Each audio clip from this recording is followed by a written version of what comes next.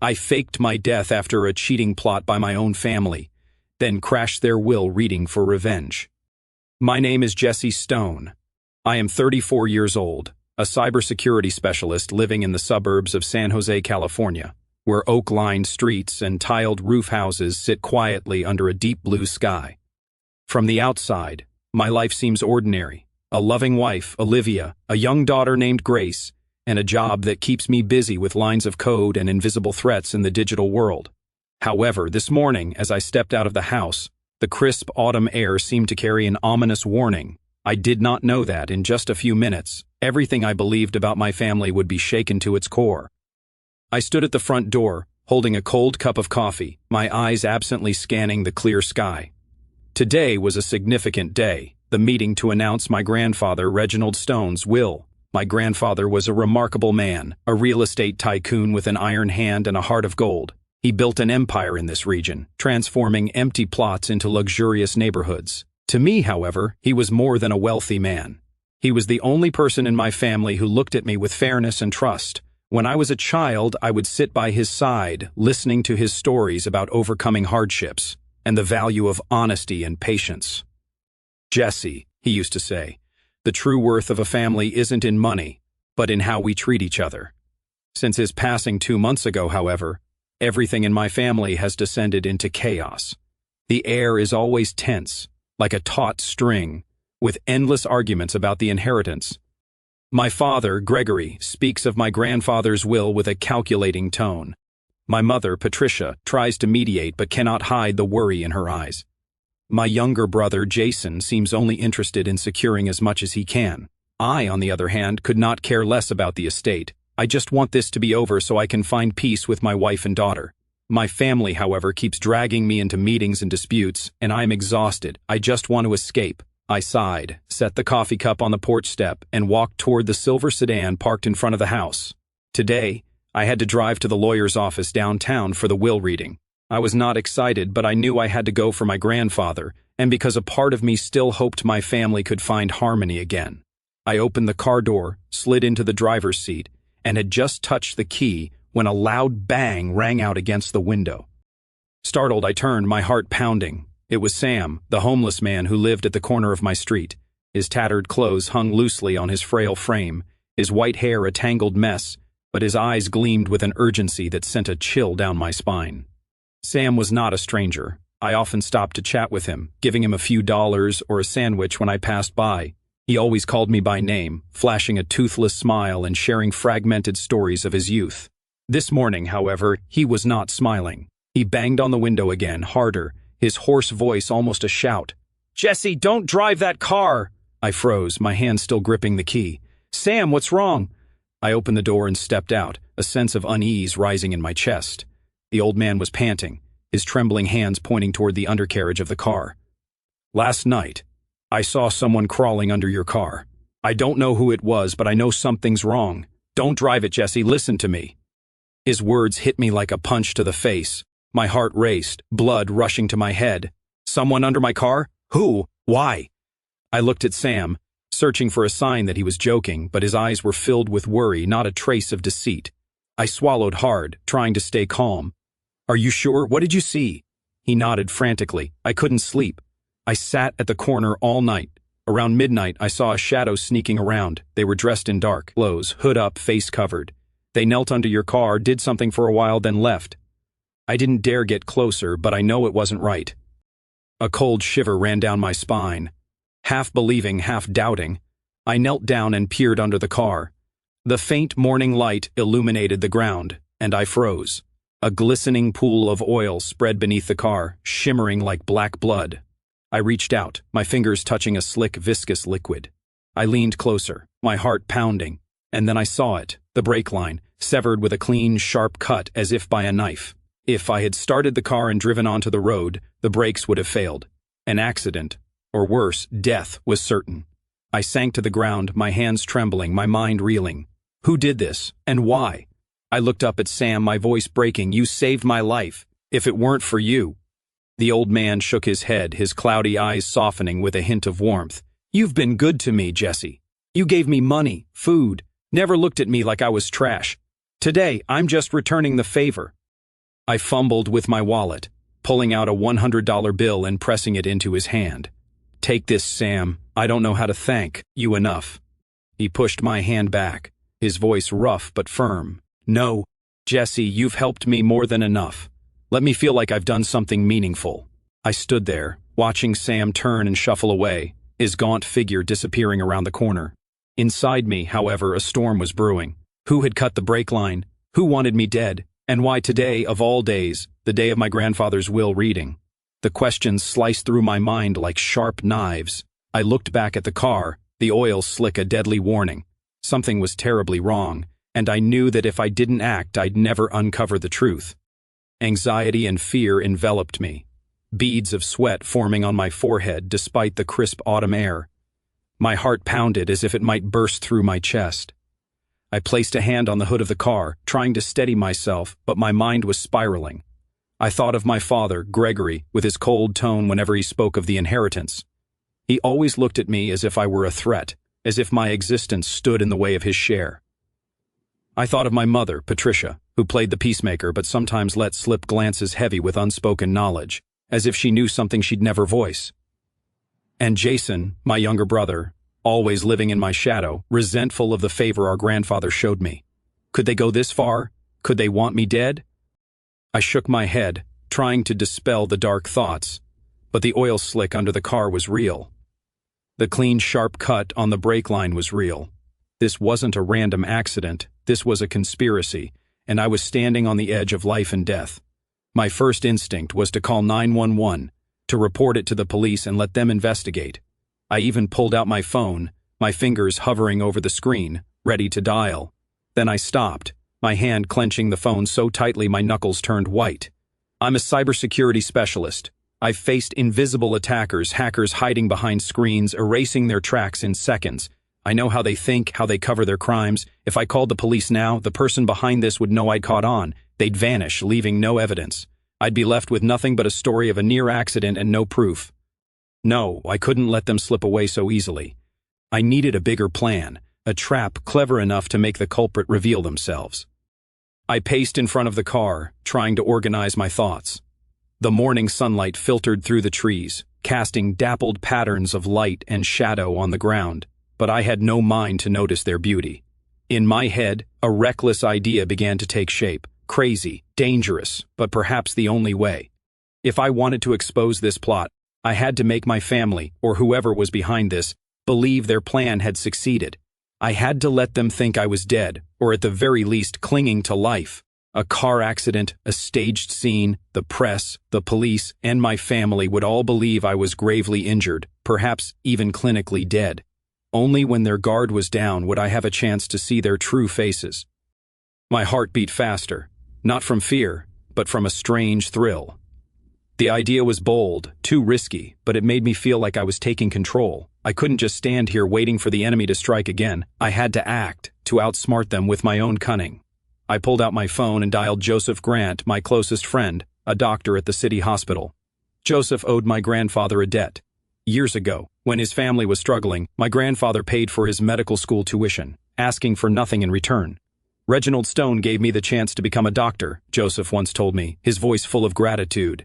If anyone in the world would help me with a plan this insane, it was him. The phone rang twice before Joseph picked up. "Jesse, what's going on? You're calling early." His voice was calm and steady as always, but I couldn't keep my own composure. "Joseph, I need your help. Something big's happened." I quickly recounted Sam's warning, the oil slick, and the severed brake line. My voice trembled, not from fear, but from the anger burning inside me. "Someone wants me dead, Joseph, and I think it might be someone in my family." There was silence on the other end, long enough that I thought he'd hung up. Then he sighed, his voice heavy with concern. "Jesse, I know things with your family haven't been right, especially since your grandfather passed. If this is your parents' doing, you need to call the police now." "No," I cut him off, my voice harder than I expected. "If I call the police, whoever did this will know I'm onto them. They'll erase their tracks and I'll have nothing. I need you to help me do something bolder." "How bold?" Joseph asked, his tone wary. I took a deep breath, knowing my next words would change everything. I want to stage a car accident. I want everyone, the police, the press, my family, to think I'm gravely injured, maybe even clinically dead. Only when they think I'm gone can I find out who's behind this." Another silence. I could picture Joseph shaking his head, his thick brows furrowed. "Jesse, you're insane. This isn't a game. If this gets exposed, you'll be in serious trouble. And Olivia, Grace, are you going to hide this from them too?" Hearing my wife and daughter's names made my heart clench. I didn't want to drag Olivia and Grace into this. I didn't want them to endure the pain of a lie. But if I did nothing, if I let the culprit strike again, I might never come back to them. "I know," I said, my voice softening. "I know it's risky, but I don't have a choice, Joseph. If I don't do this, I'll always live in fear that next time they'll succeed." Joseph sighed again, and I knew he was wrestling with himself. Finally, he spoke, his voice reluctant, but resolute. "All right, Jesse, I'll help you. But you have to promise me one thing, be careful. I don't want to lose my friend." "Thank you," I whispered, a mix of relief and tension washing over me. I hung up, but before leaving I knew I needed one more person, someone who could watch my family without being detected. In my cybersecurity work, I had collaborated with a private detective agency in San Jose, led by Walter Briggs, a middle-aged man with eyes sharp as knives and a knack for uncovering truths from the darkest corners. I dialed Walter, and he answered on the first ring. "Jesse Stone." Walter's voice was low and gravelly, like he'd just taken a sip of whiskey. "Haven't heard from you in a while. What's up?" I didn't beat around the bush. "Walter, I need your help. Someone tried to kill me. I don't know who, but I suspect my family's involved. I need you to watch them. My parents, my brother, track their every move, every suspicious transaction. Can you do it?" Walter let out a laugh, but it wasn't a cheerful one. "You serious? All right, fine. The client's always right. You know my rates. Send me the details and I'll start immediately." "Thank you," I said, then hung up. I looked at the car one last time, the oil slick gleaming like a deadly reminder that I was playing a dangerous game. A chilling thought ran down my spine. To uncover the truth, I had to die once, at least in the eyes of my family. I walked back into the house, preparing to say goodbye to Olivia and Grace, my heart heavy as lead. In the kitchen, Olivia was slicing bread, her brown hair tied up high, her eyes gentle but filled with worry as she looked at me. "Are you okay, Jesse? You look so stressed." Her voice was soft, but I could hear the deep concern in it. Grace, my little daughter, was scribbling at the table, her bright eyes looking up at me. "Daddy, where are you going? Can you play with me?" Her innocent voice cut into my heart like a knife. I wanted to scoop them both up, to tell them I'd never leave, that I'd stay with them forever, but I couldn't. Not now. I knelt down, kissed Grace's forehead, and forced a smile. "Daddy has to go to a meeting for a bit, sweetheart. But I'll be back soon, okay?" Grace nodded, but her guileless eyes nearly brought me to tears. I stood, pulled Olivia into a tight hug. "I'll be fine," I whispered, though I wasn't sure if that was true. Olivia squeezed my hand, as if sensing something was off, but she didn't ask more. I left the house, my heart aching, knowing the hours ahead would change everything. I took a taxi to a small room in the hospital where Joseph had arranged for us to meet privately. The laptop screen in front of me lit up with the face of Walter Briggs, the private detective I'd contacted. Walter's voice was low and sharp, as if he was born to handle cases like this. "All right, Jesse, you want to stage an accident? Lay it out. What's the plan?" Joseph, sitting beside me, frowned. "I still think this is too risky. If this gets exposed, Jesse, you'll be in serious legal trouble. And your family?" "My family is the problem," I interrupted, my voice harder than I intended. "Someone cut my brake line. Someone wants me dead.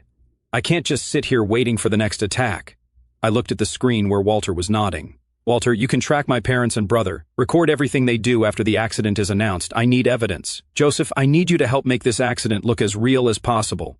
Joseph sighed, but his eyes told me he'd relented. "Fine, I'll contact a trusted ambulance team. They'll know what to do, but you have to be careful," Walter cut in, his voice dry. "As for me, I'll have people watching your family. Every call, every meeting, every transaction. I'll document it all." I nodded, feeling an invisible cord tightening around my chest. "Thank you both. And about the car, I'll call a mechanic to fix the brakes first. We need it functional so I can drive to the location." We continued hashing out the plan over the video call, every detail meticulously calculated. I would have the brakes repaired to ensure safety, then choose a quiet road on the outskirts of San Jose, a secluded stretch where I could stage the accident without endangering anyone. Joseph would prepare lab blood and medical chemicals to create fake injuries, making me look like I'd been through a horrific crash.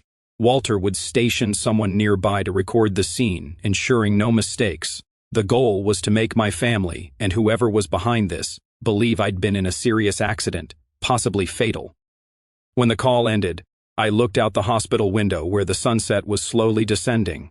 I felt like I was stepping into a chess game where every move could be my last, but I had no other choice. After calling a mechanic to fix the brake system, I drove my car to a deserted road on the outskirts. The trees on either side stood silent, like mute witnesses to my plan. I chose a curve near a large oak tree, a spot with little traffic but close enough to a main road for the ambulance to arrive quickly. My heart pounded, not from fear, but from the strange sensation of knowing I was about to die, even if just for show. I stopped the car, took a deep breath, and stepped out. I placed a brick on the gas pedal, double-checking to ensure the car would crash straight into the tree without harming anyone. I stood there, staring at the familiar sedan, the car that nearly became my coffin, and a chill ran down my spine. I counted down in my head, 3, 2, 1. Then I released the brake. The engine roared, the tires spun, and the car slammed into the tree. The impact echoed like an explosion in the quiet air. The front crumpled, airbags deployed, and white smoke rose from the hood. I stood there, heart racing, but a part of me felt alive. Minutes later, the wail of an ambulance sounded in the distance. Joseph had done his part well. The paramedic team arrived, swift and professional. I lay on the ground, pretending to be unconscious, while a medic, one briefed by Joseph, smeared fake blood on my face and chest. Medical chemicals reeked on my skin, mimicking severe injuries. Victim unconscious, weak pulse, possible clinical death, one paramedic shouted, his voice dramatic as per the script. I heard it all, keeping my eyes closed, my breathing steady. They loaded me onto a stretcher into the ambulance, and I knew the performance had officially begun. At the hospital, I was taken to a secure room in the technical wing, where Joseph had set up access to security cameras. The screen in front of me showed the hospital hallway where my parents and brother would soon appear. Joseph entered, his face tense but focused. "Everything okay?" he asked, glancing at the monitor. "Fine," I replied, my voice steady. "Thank you, Joseph. I know this isn't easy." He shook his head, placing a hand on my shoulder. "You're my friend, but I'm still worried. If they find out—" "They won't," I said, though I wasn't certain. I stared at the screen, waiting. Then they arrived. My father, Gregory, walked in first, his black suit impeccable, but his face pale. My mother, Patricia, followed, her eyes red, as if she'd been crying, but something in the way she clutched my father's hand made me uneasy. Jason, my brother, came last, head bowed, but I noticed how his eyes darted around, as if searching for something. They sat in the hallway chairs and I zoomed in on the screen. On the surface, they looked worried, like any family hearing a loved one was in an accident. But then, as the medic walked away, my father leaned close to my mother, whispering something. I couldn't hear it, but his eyes, cold, calculating, made my heart clench. Jason leaned in, saying something brief, and the three exchanged looks I couldn't interpret as anything but scheming. The doubt in me hardened into certainty. They were hiding something, and I was going to find out what. Joseph stepped into the hallway, approaching my parents and Jason where they sat waiting. He played the role of a stern doctor. "The patient's condition is critical," he said, his voice firm. "No visitors. We need absolute quiet." My father pleaded to see me, his voice trembling, but I knew he was acting. My mother wiped tears, but I saw her hands shake, not from grief. Jason stood silently, but his eyes were sharp as knives. From the secure room in the hospital's technical wing, I watched them through the security camera feed, my heart tightening. Every glance, every gesture they made felt like pieces of a puzzle, confirming the screaming suspicion inside me. They weren't here out of concern for me. They were here to ensure I wouldn't wake up. My father stood, holding my mother's hand as if to comfort her.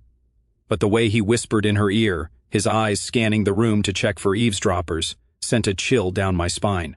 My mother nodded slightly, wiping her eyes with an expensive handkerchief, but her eyes weren't red like someone who'd been crying. Jason, my brother, sat motionless in his chair, hands clasped tightly, but I caught the faint smirk on his lips, a subtle smile as if he was suppressing satisfaction. I clenched my fists, my nails digging into my palms until they stung. They were discussing something, I was certain, and deep down, I knew it had to do with my grandfather's will, with the fortune they coveted. I sat in front of the monitor, the pale blue light from the camera illuminating my face, but inside me, a storm raged. I thought I knew my family, but now every second watching them through the screen was a knife slicing into my already fragile trust. I wanted to scream, to rush out and confront them, to demand why they would betray me like this, but I couldn't, not now. My plan was in motion and I had to stay strong even though my heart was bleeding. Then the hallway door swung open, and I froze. Olivia walked in, holding Grace, our little daughter, by the hand. Olivia looked like she'd run a marathon, her hair disheveled, her eyes red, and her hands trembling as she clutched Grace tightly. Grace looked confused, her wide eyes scanning the room, trying to understand what was happening. My heart shattered when I heard her ask, her voice quivering, "Mommy, is Daddy not coming back?" Olivia hugged her tightly, collapsing into a chair, sobbing. "No, sweetheart. Daddy's going to be okay. He's strong. He'll come back to us." I sat there in the hidden room, separated by just a few walls, but it felt like an ocean between us. I wanted to run to them, to hold them, to tell them I was still here, still alive, but I couldn't. Not because of the plan, but because I knew if I stopped now, the person who wanted me dead wouldn't stop. Next time, it might not just be me. It could be Olivia and Grace. I clenched my fists tighter, my nails digging deeper into my skin, trying to hold back the tears threatening to spill. Am I being too cruel? I asked myself, the voice in my head sounding like an accusation. I had pulled the whole world into this act. The press, the police, my family, and now my wife and daughter. Olivia didn't deserve this pain. Grace didn't deserve to cry, thinking her father was gone. But if I didn't see this through, if I didn't go all the way, I'd never know the truth, and I'd never be able to protect them. Joseph entered the monitoring room, closing the door softly. He looked at me, his eyes full of worry. "Jesse, you okay? I just saw Olivia and Grace out there. I don't know how long you can keep this from them." I turned away, not wanting him to see my eyes welling up. "I don't want this, Joseph, but I have to do it. If I don't find out who's behind this, they won't stop. Next time it might not just be me." Joseph placed a hand on my shoulder, his voice low but steady. "I understand. If you want to protect them in the long run, you have to keep going. I'll go out there, try to comfort Olivia and Grace. I'll tell them you still have a chance, that we're doing everything we can." I nodded, unable to speak. Joseph left, and I glued my eyes back to the screen. Olivia was holding Grace, whispering something to comfort her. My parents and Jason stood nearby, but they didn't approach. My father muttered something to my mother, and Jason cut in, his voice low but tense. I couldn't hear what they said, but the way they leaned close, the way their eyes flicked past Olivia and Grace without a hint of emotion, chilled me. They didn't care. They weren't grieving. They were waiting for me to die so they could move on. By the afternoon, my parents and Jason left the hospital. They walked out, whispering to each other, oblivious to the fact that their every move was being recorded. Walter, the private detective, had people tailing them from the moment they left the hallway. I checked my phone for a message from Walter, a single line. The will reading was postponed due to news of the accident. "Your family's on the move. I'll report soon." I set the phone down, a heavy weight settling in my chest. The plan was unfolding as I'd hoped, but why did I feel so empty? The image of Olivia crying, of Grace's confused questions about me, replayed in my mind. I wondered if I had the strength to keep going, to bear watching my wife and daughter suffer because of a lie. Then I remembered the oil slick under the car, the clean cut on the brake line. Someone wanted me dead, and I wasn't going to let them win. I turned back to the screen, the hallway now quieter. Joseph returned, his expression softer. "I talked to Olivia," he said. "She's stronger than you think. She believes you'll pull through. Grace does too. They're waiting for you." "Thank you," I whispered, my voice breaking. Deep down, I knew I couldn't return to them yet, not until I uncovered the truth. I looked out the window where the sunset was fading and made a silent vow. "I'll find you, and when I do, no one will save you from what you've done." I sat in the hospital's secluded room, the dim glow of the security camera monitor casting light on my face, but my mind was elsewhere. The image of Olivia crying, of Grace's confused questions about me, haunted me like a wound that wouldn't stop bleeding. Yet, alongside that pain, a fire of anger was rising, urging me to press on. My parents and Jason had left the hospital, but I knew they hadn't gone far. They were scheming, waiting, and I needed to know what they were doing. Walter Briggs, the private detective I'd hired, had already started his work. I could only hope he was quick enough to catch what my family was hiding. A few hours later, Walter sent his first message. "They're on the move. Le Papillon Restaurant, downtown San Jose. I'm here." The name sent a shiver through me. It was where my family went when they wanted to discuss important matters, things they didn't want others to overhear. The upscale restaurant with soundproof walls, discreetly arranged tables, and waiters who knew to keep their distance was the perfect setting. If they chose Le Papillon, they were planning something big, and I had a gut feeling it was tied to my grandfather's will and the sabotage of my car's brakes this morning. I sat in front of the monitor, clutching my phone, waiting for Walter's updates. A part of me still hoped I was wrong, that my parents and Jason weren't behind the attempt on my life. But deep down, I knew I couldn't afford to be naive anymore. The cut on the brake line was real, the oil slick was real, and the calculating looks they exchanged in the hospital hallway were real. Walter sent another message. "I'm in position, table next to theirs. Mike is live." I pictured Walter playing the part of a busy businessman, sitting alone with a glass of wine, dressed in a sharp suit, his pen, a tiny recording device he was always proud of, tucked in his pocket. Walter was meticulous, every detail accounted for. If anyone could deliver evidence, it was him. Meanwhile, at Le Papillon, my parents and Jason sat around a table shielded by silk curtains. The light from crystal chandeliers highlighted their tense faces. My father, Gregory, sat upright, tapping his fingers on the table, his voice low and cold. My mother, Patricia, sat beside him, her eyes scanning the room as if checking for prying ears. Jason, as usual, seemed restless, his foot tapping under the table, his sharp eyes betraying a mix of anxiety and eagerness. When the waiter left after refilling their wine, my father lowered his voice, but Walter's mic caught every word.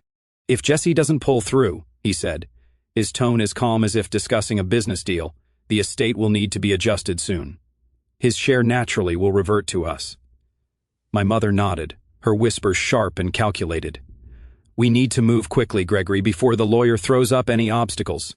Henry Wallace isn't someone to underestimate," Jason cut in, his voice urgent. "The guy did a clean job. Now we just wait for Jesse to be gone, and we'll get his share. Grandpa always favored him. This is our chance to take back what should have been ours." I wasn't there, but when Walter sent me the audio file that night, each word they spoke was a dagger to my heart. I sat in the secluded room, earphones pressed tightly, replaying every sentence, every word. My father's cold voice, my mother's calculating tone, Jason's envious sneer, they blended into a chorus of betrayal. They didn't just want me gone, they were waiting for it, planning to seize the inheritance my grandfather left behind. Walter, sitting just meters from their table, maintained his calm facade. He sipped his wine, glanced at the newspaper on his table, but the pen in his pocket captured their entire conversation. Not a single word missed. When my family stood to leave, Walter stayed behind, waiting until they were out of sight before sending me the audio file in a detailed report. That night, in a discreet motel room I'd rented to conceal my movements, I opened Walter's audio file.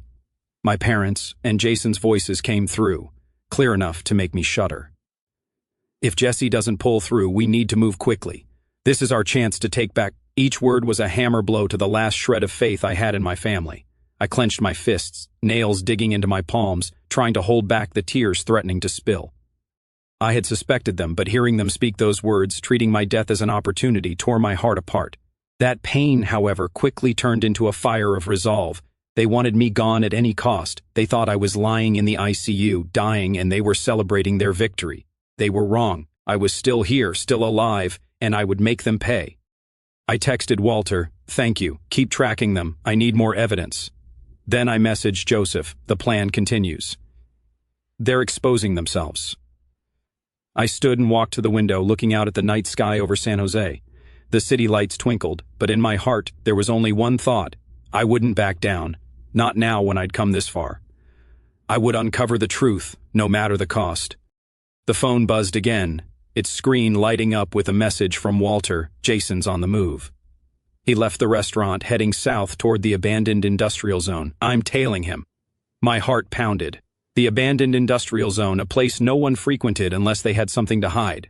Jason, my younger brother, always appeared before others in a sharp suit, flashing the confident smile of a wealthy heir, but I knew he had dark corners, secrets I'd never managed to uncover. Now I might finally see his true face. Walter, with the finesse of a seasoned operative, followed Jason from a safe distance. Jason's black SUV glided through the brightly lit streets of downtown San Jose before slipping into darker, quieter roads, where the city's glow gave way to shadows and silence. The abandoned industrial zone lay on the city's outskirts, a labyrinth of dilapidated warehouses, rusted walls, and empty parking lots. Once a bustling manufacturing hub, it was now a ghost of its past, a perfect setting for clandestine meetings. Walter parked a short distance away, posing as a lost driver, checking a map on his phone, but his sharp eyes never left Jason's SUV. Jason pulled into an empty lot, stepped out, and scanned his surroundings with a wary expression. His usual polished demeanor looked out of place in the desolate setting. He stood there, hands in his pockets, eyes darting as if waiting for something or someone. Then a figure emerged from the shadows. A bald man, his arms covered in tattoos, exuding a menacing aura like a character straight out of a crime movie. He wore a worn leather jacket, his eyes narrowed, and a sinister smirk played on his lips. From his vantage point, Walter adjusted the camera hidden in his coat, capturing every moment. The lens clearly caught the tattooed man's face, Jason's tense gaze, and the brief exchange of words. Too quiet for Walter's microphone to pick up. But the quick handshake and the way Jason slipped a thick envelope into the man's hand said everything. Walter stayed calm, snapping photos and documenting every detail. When the tattooed man turned and melted back into the darkness, Jason got into his SUV and sped off. Walter didn't follow immediately. He knew he needed to identify this man first. Using his network of contacts, Walter reached out to a source in the police department. Within a few hours, he had a preliminary file. The tattooed man was Vince Malone, a drug addict with a rap sheet a mile long, from theft to assault. He wasn't the mastermind, but he was clearly a pawn in someone's game, and I had a sinking feeling that someone was Jason. That night, in the discreet motel room I'd rented to stay off the radar, I received an email from Walter. Attached were the photos from the parking lot and Vince Malone's file. I opened each image, my heart racing as I saw Jason's face, his eyes tense but resolute, as he handed the envelope to the tattooed man. Then I read Malone's file, each line hitting me like a hammer to the chest: a junkie, a criminal, and my brother. The boy who grew up with me, who used to play basketball with me in our backyard, was now doing business with him. I sank into the chair, my hands trembling, feeling like the world was crumbling around me. I remembered our childhood days when Jason and I ran through the fields behind our grandfather's house, laughing without a care. I remembered how he looked at me with admiration when I fixed his broken bicycle. Now that look was gone, replaced by envy, greed, and hatred. I wondered, when did we become enemies? When did our family turn into a battlefield where even blood could betray for money? I didn't have time to wallow in pain. I called Walter, my voice low but firm. "You did great work, Walter. Now we need to dig deeper on this tattooed guy. If he talks, we'll have solid evidence." Walter gave a dry laugh over the phone. "I know what you want, Jesse, but getting to a guy like Malone won't be easy. He's the type who's only loyal to cash. If you want him to talk, we'll need a trap and a lot of money." "I'll handle the money," I said, though I wasn't even sure how I'd manage it. "But you need to find a way to meet him. Promise him whatever it takes. I need to know who's behind this and exactly what they're planning." "All right," Walter replied. "I'll figure it out, but you need to be careful. If Jason's working with people like Malone, you're not just dealing with family. This is a dangerous game." I hung up and stared out the window where the city lights still twinkled in the night sky. In my heart, there was no room for fear, only a burning resolve pushing me forward. Jason had gone too far, and I would make him and whoever was behind him pay. I opened the photo of Jason and Malone again, my brother's cold, calculating eyes staring back at me. "You chose this path, Jason," I whispered to myself. And now I'll show you that your big brother isn't as easy to outplay as you thought. A few days later, Walter sent me the address of a seedy bar on the outskirts of San Jose, a frequent haunt of the tattooed man, Vince Malone. It was a shadowy corner of the city where flickering neon signs cast dim light and the air reeked of cheap beer mixed with cigarette smoke. I wanted to confront Malone face to face, knowing full well how dangerous this meeting could be, but I had no other choice. If I wanted to unravel the entire plot, I needed Malone to talk, and I was prepared to do whatever it took to make that happen. That night, Walter and I sat in a rented car parked a few blocks from the bar. The air inside was heavy, broken only by the faint crackle of an old song playing on the radio. Walter, with his usual calm demeanor, checked his gear, a camera hidden in a shirt button, a tiny microphone clipped to his collar, and a pistol tucked under the seat, just in case, as he put it. I glanced at him, forcing a smile. "You sure you're okay with this, Walter?" He smirked, his eyes sharp as a blade. "I've dealt with worse scum than Malone, but you, Jesse, you need to stay cool. This guy can smell fear from a mile away. If you want him to talk, you've got to own the game." I nodded, though my heart was pounding. We stepped out of the car, blending into the darkness of the street. The bar was at the end of a narrow alley, its faint red glow spilling from grimy windows. I pushed the door open, the stench of smoke and liquor hitting me like a wave. Walter followed, playing the part of a casual friend, but his eyes never stopped scanning. Malone was in the corner, alone, a half-empty beer and a smoldering cigarette in front of him. He matched his file perfectly, bald head gleaming under the dim light, arms covered in tattoos, and the eyes of a man always ready for trouble. As I approached, he looked up, and for a split second, I caught a flicker of surprise on his face. Then he let out a mocking, raspy laugh. "So, you're not dead yet. Give it time." I stood before him, forcing my voice to stay steady despite the rage boiling inside me. "I know you were paid to take me out, Malone, but I'm not here to fight. I want to make a deal." He raised an eyebrow, a glint of greed in his eyes. "A deal? Who do you think you are to talk deals with me?" I stepped closer, my voice low and icy. "I know you cut my brakes. I know you were paid, but if you cooperate, tell me everything. Who hired you, how much, the details, I'll pay you double. More importantly, I won't press charges. You walk away clean as long as you're on my side." Malone studied me, his eyes wavering between suspicion and temptation. He took a swig of his beer, then grinned, revealing yellowed teeth. "You think you're clever, huh? Fine. I don't owe anyone loyalty as long as the money's good." He leaned closer, lowering his voice. "Your brother, Jason Stone, he found me in this bar, paid me $2,000 in cash up front. The job was to cut your brakes, make it look like an accident. He promised another $3,000 when you were gone." My heart clenched, but I kept my face stone cold. "Keep talking. How'd you do it?" He shrugged, as if recounting a trivial story. "That night I slipped into your neighborhood.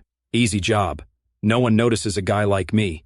I crawled under your car, cut the brake line, done in 5 minutes. Jason said he wanted you gone before the will was read.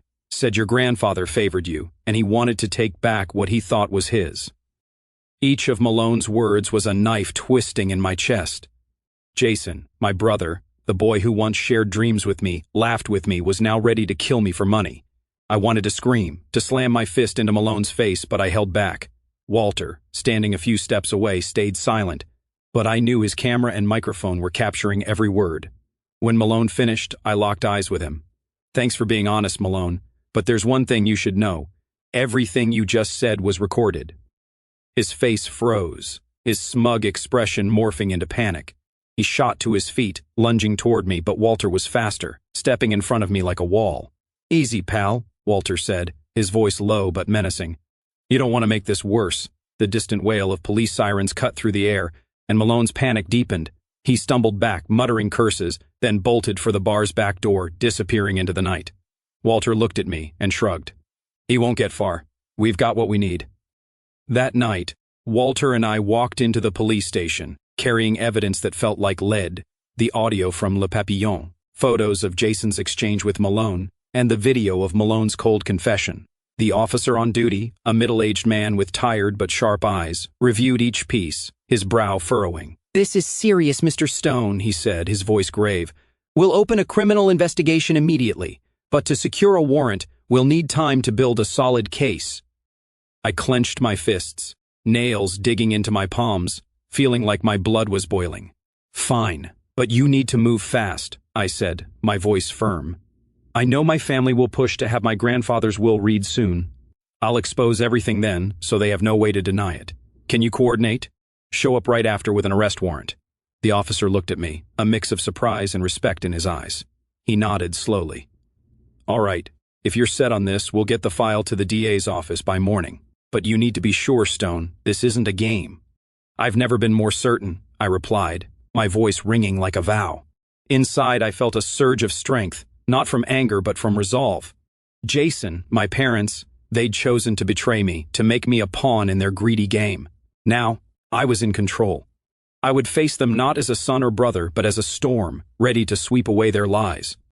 Walter and I left the station, stepping into the chilly San Jose streets. The night breeze carried the crispness of autumn, but I didn't feel cold. The starry sky seemed to witness my silent promise. I thought of Olivia and Grace, their tears in the hospital hallway, and my heart ached. For them, I couldn't stop. I gripped the USB drive holding the evidence, feeling it like a sword in my hand. The battle wasn't over, but this time, I didn't just have the truth. I had justice. The days that followed were a blur as I lived like a shadow, moving between discreet motel rooms, dodging prying eyes. Walter kept tabs on my family, sending me concise but razor-sharp reports. As I'd predicted, my parents and Jason didn't have the patience to wait long. They were already making their next move, and their target was the office of Henry Wallace, the lawyer my grandfather had entrusted with reading his will. Walter texted me early one morning, his voice over the phone dry but laced with tension. They just showed up at Wallace's office. They're pushing hard. You need to know this. I sat in the small room, the phone screen casting light on my face. I wasn't surprised. My parents, Gregory and Patricia, always knew how to wield their authority. Jason, with his youthful impatience, was likely the one driving the charge. They thought I was gone, and now was their chance to seize the inheritance they craved. Through his hidden camera, Walter recounted how my father strode into Henry's office with an air of command, his black suit impeccable, but his eyes brimming with calculation. "Jesse's as good as dead, Henry," he said coldly, as if stating an undeniable fact. "What are you waiting for? We have a right to know our share." My mother stood beside him, her hands clasped tightly, her voice soft but loaded with intent. "Henry, we just want clarity. Reginald wouldn't want his family kept waiting like this." Jason, as usual, couldn't hide his impatience, cutting in. "Grandfather left the estate for the whole family, not just Jesse. If he's gone, we need to settle this now." Henry Wallace, with his silver hair and piercing eyes, maintained an astonishing calm. He nodded, but spoke with unshakable firmness. "I understand your concerns. Very well. I'll arrange a preliminary reading of Reginald's will, but you must understand this is only a preliminary step. It won't be legally binding until Jesse's status is officially verified." He paused, looking directly into my father's eyes. "The law is the law. We must follow it." My father's fists clenched, his lips pressed into a tight line. My mother exchanged a quick glance with Jason, their eyes betraying impatience and greed. They nodded and left the office with an outward calm, but I knew they were seething inside. They wanted everything resolved quickly before any complications arose, but they didn't know the biggest complication was waiting for them, and I would be the one to deliver it. That night I met Henry Wallace in secret at a small cafe on the outskirts of town, a place no one would expect. He sat across from me, a steaming cup of coffee in front of him, his eyes a mix of surprise and concern. "Jesse, you're alive," he whispered, as if he couldn't believe his own eyes. "You had me worried sick." "I'm sorry," I said, my voice low, "but I had no choice. Someone wants me dead, and I think it's my family." I laid out everything, the cut brake line, Sam's warning, the staged accident, and Malone's evidence. Henry listened, his grip tightening on his coffee cup, his face growing more strained with each word. When I finished, he sighed. "Reginald always believed in you, Jesse. He said you were the only one in the family who understood the true value of a person. But it's horrific." "I know," I replied, my voice steady. "But I need you to do one last thing for me. I want to expose everything at the second will reading. I want them to see me, see the evidence, and have no way to deny it." Henry looked at me, his eyes wavering between worry and resolve. "All right, I'll arrange it, but you need to prepare yourself. This won't be easy, not just for them, but for you." The day arrived faster than I expected. The second will reading was held in an elegant conference room at Henry's office, with polished wooden walls and soft light streaming through large windows. My family, my parents, Jason, and a few other relatives, sat around the long table, their eyes brimming with anticipation and tension. They thought I was gone, that this was the day they'd divide my grandfather's fortune. They were wrong. Henry stood, clearing his throat, his voice ringing clear. "Before we begin, there's someone I believe you'll all want to meet." The room fell silent, the air thick with tension. All eyes turned to the door as I walked in, my steps deliberate, my face cold as ice. My mother trembled, her voice breaking. "No, it can't be." My father froze, his face pale, his shaking hands gripping the table's edge for support. Jason, my brother, quaked, stammering, You were supposed to be dead." "How?" the other relatives whispered, their eyes wide with shock and fear. I sat across from them, silent, placing a folder and the USB drive on the table. Henry nodded, plugging the USB into the projector. The screen lit up and the video of my meeting with Malone appeared. The tattooed man's voice rang out, cold and clear. "Your brother, Jason Stone, he paid me $2,000 up front. The job was to cut your brakes." Next came the audio from Le Papillon, my father's voice. "If Jesse doesn't make it, the inheritance will go to us, and my mother's. We need to act fast before the lawyers put up barriers." The room felt like it had frozen over. My mother buried her face in her hands, her shoulders shaking, but I no longer believed her tears were real. My father sat rigid, his eyes frantic but still searching for an excuse. Jason, pale as a ghost, muttered, "No, that's not how it was. You misunderstood." His voice was weak, hollow, as if he knew there was no escape. The other relatives sat in silence, their eyes darting between shock and fear, as if they'd just witnessed an entire world collapse. Before anyone could say another word, the conference room doors swung open again. 2 police officers stepped in, their uniforms crisp, their eyes as hard as steel. One held up a summons, his voice ringing out coldly. "Gregory Stone, Patricia Stone, Jason Stone, you are under arrest for conspiracy to commit murder and related charges. Please come with us." No unnecessary words, no hesitation. My father shot to his feet, stammering in an attempt to protest, but the officer's piercing gaze silenced him. My mother clung tightly to my father's arm, her eyes now betraying raw panic. Jason, my brother, stood rooted to the spot, his face pale as a ghost, as if his legs were nailed to the floor. I stood there, watching them being led away, my heart heavy, but without a trace of regret. They had chosen this path, chosen to betray me, to betray the values my grandfather had instilled in us. Henry Wallace, the family lawyer, placed a hand on my shoulder, his voice low. "You did the right thing, Jesse. Reginald would be proud of you." I didn't feel pride. I felt hollow, as if a part of my soul had been torn apart by my own family. The news spread like wildfire. Within hours, San Jose's headlines screamed, "Son implicated in murder conspiracy to seize fortune." My parents' names, Jason's, and the entire Stone legacy were dragged through the mud. Those who once revered my grandfather now whispered behind their hands, their eyes filled with contempt. The reputation my grandfather had built over a lifetime became a laughingstock in a single day. I read the headlines on my phone, my heart aching like it was being sliced open, but I knew this was the price they had to pay. The police expanded their investigation immediately, and what they uncovered sent chills down my spine. Cash transactions between Jason and the tattooed Vince Malone were traced through secret bank accounts. Anonymous calls from burner phones led directly to Jason, with others tied to my parents. The evidence Walter had gathered, from the audio at Le Papillon to the video of Malone's confession, became undeniable bullets. Each piece pointed to a single truth: my family had planned to kill me to claim the inheritance. The legal consequences came swiftly and without mercy. Jason, as the mastermind, faced charges of conspiracy to commit murder, with a potential sentence of decades in prison. My parents were held accountable as accomplices, not only for aiding and abetting but also for their cold discussions about adjusting the inheritance after my death. Under the law, their crimes against another heir disqualified them from receiving my grandfather's estate. Vince Malone, the bald thug, was hunted down after fleeing the bar. He was caught within days and, in court, confirmed his testimony in hopes of leniency. I sat in the discreet motel room, reading Walter's report, my heart heavy. Justice was being served, but it brought no joy. I thought of the old days when my parents held me close, when Jason chased after me in our grandfather's yard. Now those memories were shattered, like a dream torn to pieces. Amid the storm, however, I knew I still had a place to return to, a place that remained whole. The day I returned to Olivia and Grace, a light fog blanketed San Jose. I stepped into the house, my heart pounding as if it were the first time I kissed Olivia. She was in the kitchen, her back to me, but when she heard the door open, she spun around, her eyes wide.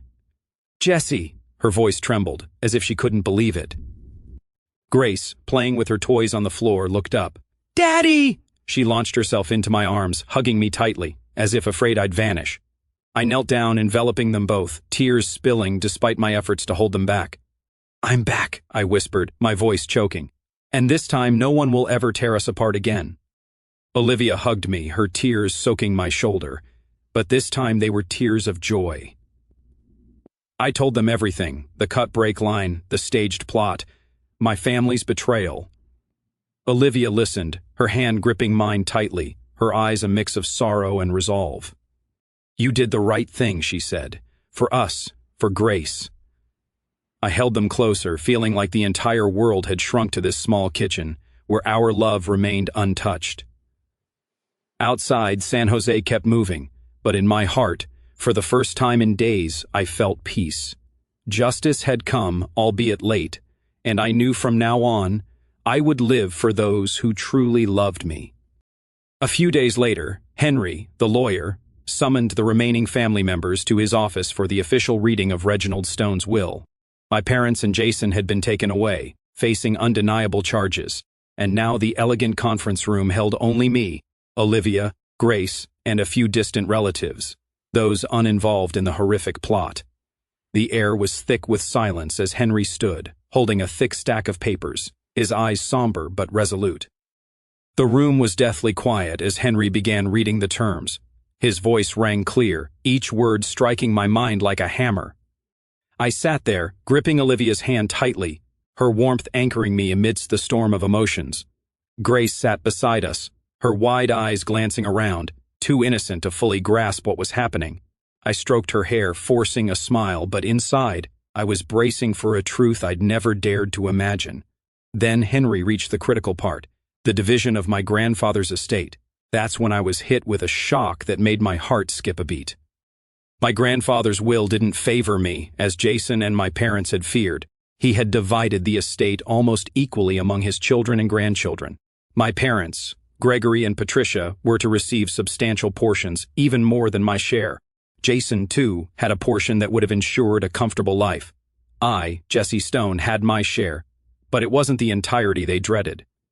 My grandfather wanted us all to benefit, to unite and build a future rooted in family and trust. I sat there, stunned, clutching the copy of the will Henry handed me. My grandfather's words echoed in my mind. The true value of a family lies not in wealth, but in how we treat one another. I looked at Olivia, her gentle eyes filled with empathy, as if she understood the pain consuming me. If my parents and Jason hadn't been blinded by greed, if they'd accepted the shared legacy my grandfather intended, they could have lived in comfort and happiness. Their mistrust, their thirst for money, had cost them everything. Not just the wealth, but our family, their freedom, and their honor. The bitter irony weighed heavily on my shoulders. They had plotted to kill me out of fear that I'd take the lion's share, but in the end, they'd stripped themselves of everything. By law, their crimes disqualified them from inheriting. I, who never cared for the money, who only wanted to protect my small family, became my grandfather's sole heir. This victory, however, brought no joy. It left only a painful void where memories of the family I once loved used to be. I stood and left the conference room, the will still clutched in my hand. Olivia walked beside me, her hand gently resting on my back, while Grace held my other hand, chattering about a dog she'd seen on the way. I smiled at her, but inside, I was speaking to my grandfather. If they'd understood this sooner, things could have been different, I thought, my inner voice choking. My grandfather had tried to leave us not just wealth, but a lesson in family and unity, but my parents and Jason had chosen a different path. I paused at the office door, looking out at the San Jose sky where sunlight pierced through the clouds. I thought of the old days when my grandfather sat in his armchair, sharing timeless values with me. I realized his true legacy wasn't the money, the buildings, or the land. It was the lesson I'd carry forever. Greed can make you lose everything, even those you love most. Justice may come late, but it never fails to arrive, and a true legacy isn't just material wealth. It's how we choose to live to preserve family values. I turned back, pulling Olivia and Grace into a tight embrace, their warmth reminding me that I still had a family, a real one.